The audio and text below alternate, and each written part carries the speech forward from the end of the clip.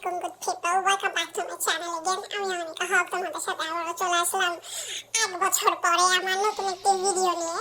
যাই হোক, সবাইকে রমাদান কারীম, রমজানের অনেক অনেক শুভেচ্ছা।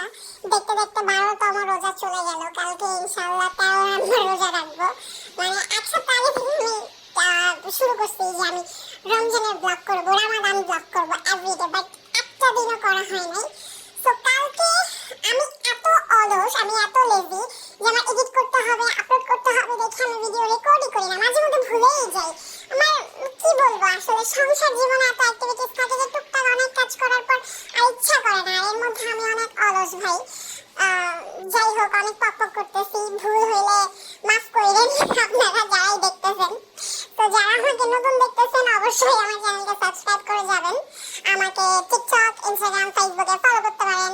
আর যারা আমার পুরাতন ভিউয়ার্স তাদেরকে অসংখ্য ধন্যবাদ আমাকে এত বছর ধরে সাপোর্ট করার জন্য, আমার ইরেগুলার লাইফের ভিডিওগুলো দেখার জন্য, আর মন থেকে দোয়া এবং শুভকামনা। সো যেটা বলতেছিলাম যে কালকে চিকেন বিরিয়ানি রান্না করতেছি, সেই উদ্দেশ্যে ভাবলাম যে একটা লং প্রসেসের ভিডিও করি, তাহলে আমি একটু ভয়েস দিতে পারবো, যেহেতু বিগত 1-1.5 বছর ধরে আমি মিসিং, মানে আমি হারাই যাওয়া পার্সন, আবার ফিরে আসছি। যাই হোক, আমি অ্যাকচুয়ালি কি বলবো, এখন ম্যারিড লাইফ আর সিঙ্গেল লাইফটা ডিফারেন্ট ছিল। সিঙ্গেল লাইফে আমি তখন আমি অলসই ছিলাম, খুব একটা বেশি যে কাজ করতাম বিশেষ এই বিষয়টা এরকম না। এখন আসলে করতে হয়, নিজের কাজগুলো হইলেও নিজের করতে হয়। যাই হোক, এখন যেহেতু আমার লাইফের সাথে একটা মানুষ জড়িত, তাকে আমার টাইম দিতে হয়, বা আমি বিশেষ করে কি বলবো, আমার হাজবেন্ড মানে অনেক পুশ করে যে তুমি আবার স্টার্ট করো এগুলা। বাট যাই হোক, অলরেডি 2 মিনিট হয়ে গেছে, আমি আজে আপলোড করছি। আমার বোন এই ভিডিও দেখলে বলবে কি দিছিস এগুলা, কি ভয়েস দিলি উল্টা পাল্টা। যাই হোক, আমার যা ইচ্ছা আমি বলছি।